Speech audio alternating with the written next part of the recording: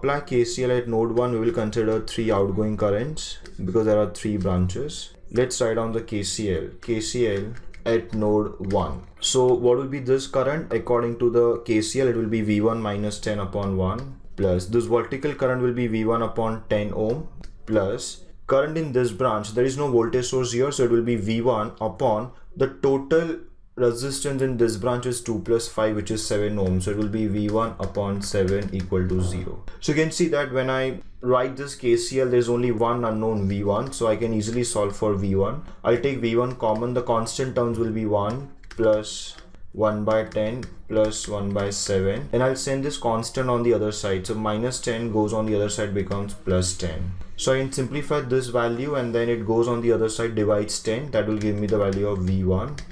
And hence V1 becomes 8.046 volts. So that's the value of V1. But please remember that we are not looking for V1. I'm looking for what is I1. So let's now write down I1. I1 is the current through this 10 ohm resistance. You can see there is no voltage source in this branch, so it will be simply V1 divided by the value of the resistance 10. Why V1 by 10? Because I1 is starting from node and going towards the ground, so it will be plus positive current V1 divided by 10. It is outgoing current similar to the current that we had considered when we were writing KCL. So I1 will be nothing but V1 upon 10.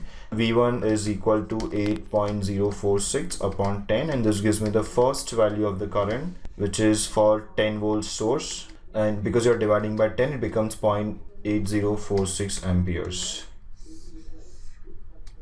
So that's my I1. Now let us find out I2. I2 will be the value of current I due to the current source. This time we will keep the current source and replace the 10 volts battery. Let's see how to do that. So that will be my step 2. In step 2, I'm going to say that this is the current source, and if you remember, the value of this current source was nothing but 4 amperes. So keeping 4 ampere current source active. So if I keep 4 ampere current source active, I'll have to replace the voltage source. Now, like we said that in case of a current source, its internal resistance is infinite. For a voltage source, its internal resistance is 0 for an ideal voltage source. So because if the internal resistance is 0, when I replace the voltage source, I will replace it with 0 resistance. 0 resistance simply means short circuit. So like the current source was replaced with open circuit, the voltage source will be replaced with short circuit. So let's do that. I will remove this voltage source from the branch, from the circuit, but please remember that we have to replace it with the short circuit. So now, considering the values of resistors that we have in the original circuit,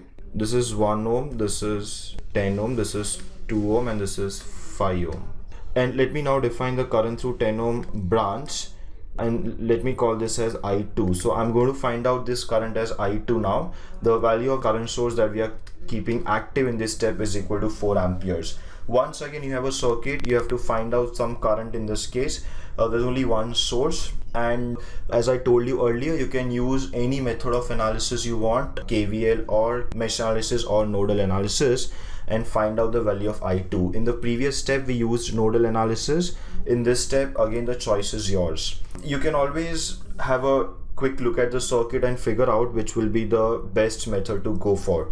Now, as you can see in this case, if you plan to apply mesh analysis directly, then there are many loops. There are 3 loops, and then there's a current source between the 2 loops. So there will come super mesh concept and so on. So we can avoid mesh analysis and look for something easier. So we can once again plan to apply nodal analysis. In this case, there will be total 3 nodes in the circuit. This is node 1, this is node 2, and this will be node 3, which can be taken as the reference node. Let me define the node voltages as V1 and V2. Let's first apply KCL at node 1. I'll have to consider 3 currents because there are 3 branches. I'll define all the currents to be outgoing currents. So I get KCL at node 1 to be the first current in this branch will be nothing but V1 upon 1 plus current in this vertical branch is going to be V1 upon 10 plus current in this particular branch will be nothing but V1 minus V2 upon 2 equal to 0. So if I write down the expression for V1 first, the constants are 1 plus 1 by 10 plus half, and the term for V2 will be V2 by 2 equal to 0. So this will give me the first equation in the form of V1 and V2. we can simplify this whole value.